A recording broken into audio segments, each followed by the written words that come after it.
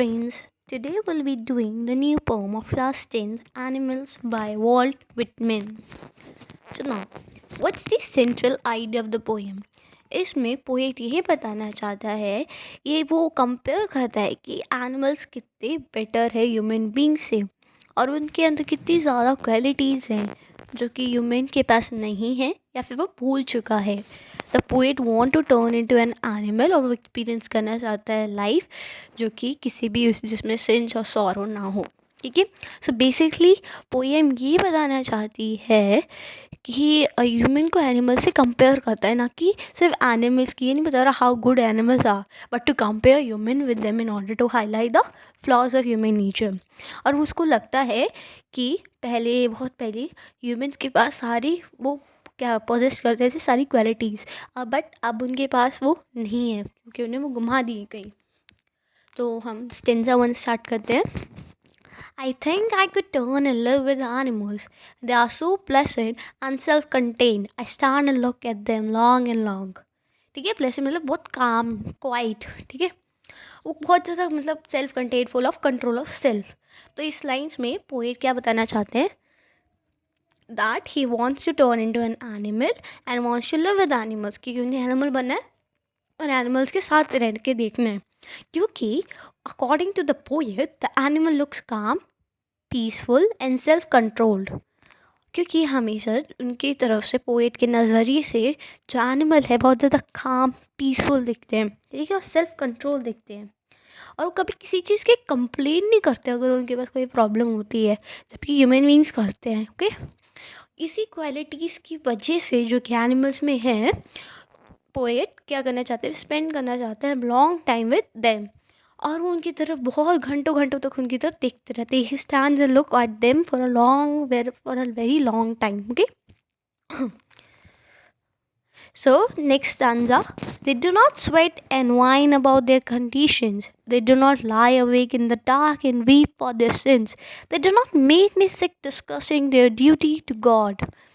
Sweat and whine mean कोई complain नहीं करते, रोना धोना नहीं करते. सिंस मतलब मिसडीज और इमोरल एक्शंस. ओके. अब इन लाइंस में क्या कहना चाहते हैं पोएट, कि जो एनिमल्स हैं ये कंप्लेन नहीं करते, रोना धोना नहीं करते कि उनकी जैसी कंडीशंस जो भी कंडीशन है, जबकि ह्यूमंस करते हैं.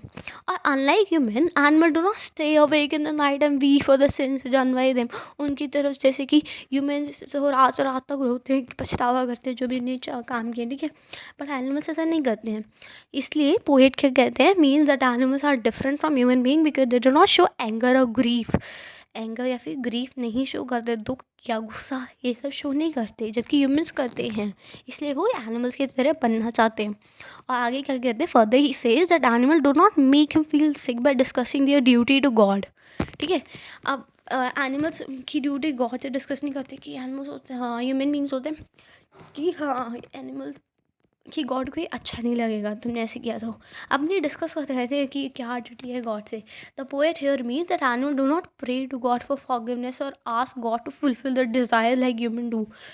अब इसमें ये कोई गॉड के बारे में कोई बुराई नहीं कर रहा है कि ये जो स्पिरिचुअल थिंग्स है हमारी बुरी है, बट इसका ओपिनियन है अपना. ठीक है. ये कहना चाह रहे हैं कि एनिमल्स ऐसे नहीं करते कि भगवान मुझे माफ़ कर दो, मेरे से गलती हो गई, या मुझे ये चीज़ दिला दो, जबकि ह्यूमन बींग्स ऐसा करते हैं. ठीक है. Now in stanza 3, not one is dissatisfied, not one is demented with the mania of owning things, not one kneels to another, not of his kind that lived thousands of years ago, not one is respectable or unhappy over the whole earth. ठीक है. Now what's the meaning of demented? Affected with madness. And the mania is obsession, किसी चीज़ से obsessed. ठीक है. Owning मतलब possessing, and kneels means beg as a sign of respect. ठीक है. इन lines में क्या कह रहे हैं, the poet says that he does not find even a single animal that may appear to be dissatisfied. ऐसा वो एक भी जानवर को नहीं देखते जो कि सेटिस्फाइड ना हो. ठीक है. There is not single animal who suffers from the abolition of respect or bow their heads to other animal or their ancestors like human do. ठीक है. एनिमल्स किसी दूसरे जानवर के पास जाके माफ़ी नहीं मांगते, ना ही अपने एंसेस्टर्स के लिए जो उनके बुजुर्ग वगैरह है, जबकि ह्यूमंस ऐसा करते हैं. और according to the poet all animals are equal and they do not need to respect one another. उनके लिए ये है, सारे एनिमल्स इक्वल होते हैं, वो एक दूसरे को रिस्पेक्ट, मतलब ऐसा नहीं है like, तुम्हें करना ही है, जबकि ह्यूमंस ऐसा करते हैं. ठीक है. So for the animals no one is respectable and unhappy on the earth. ठीक है.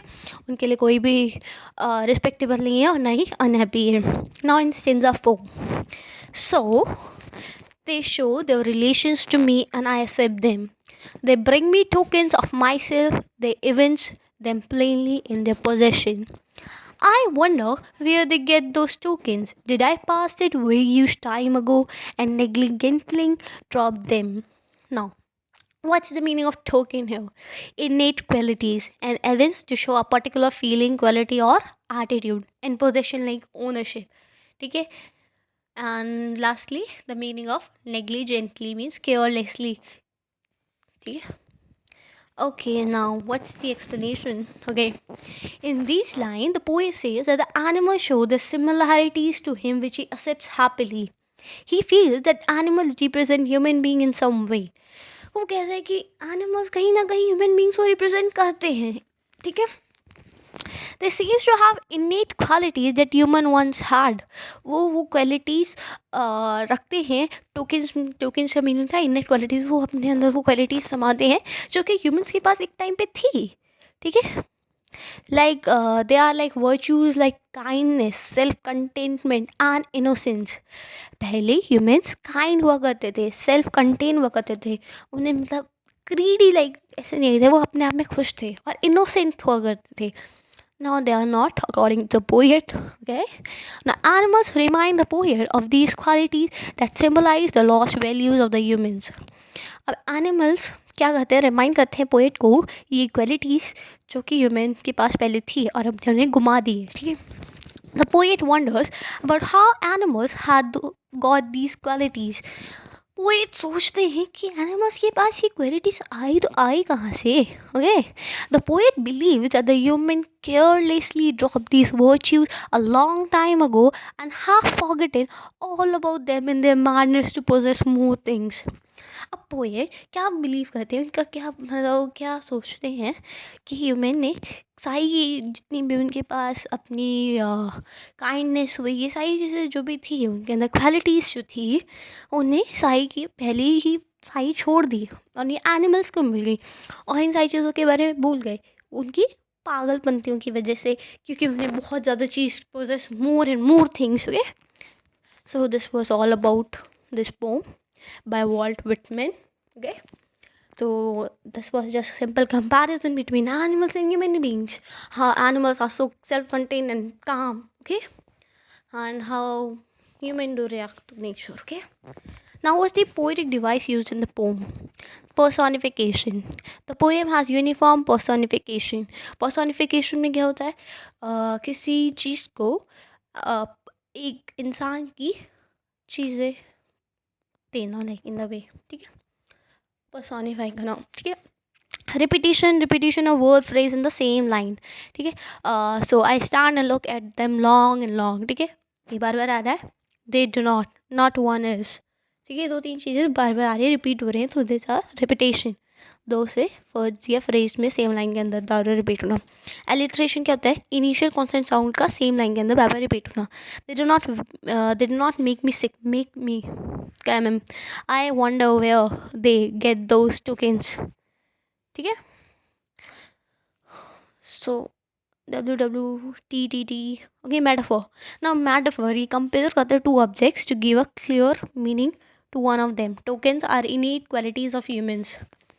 टोकन्स क्या है कि क्वालिटीज़ है, इनिट क्वालिटीज़ ह्यूमंस की. अब राइम स्कीम क्या है, इस पोएम के अंदर कोई भी राइम स्कीम नहीं है, ये एक फ्री वर्स के अंदर है. ठीक है.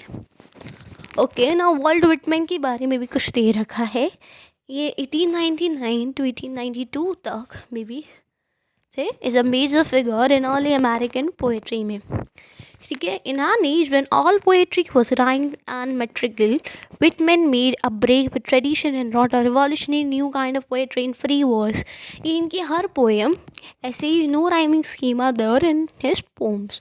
He was a conformist in all respects, including his social life. Okay, so this was all about the poem, and I hope you liked the video. So hit that like button and don't forget to comment and subscribe if you have not done. Thank you.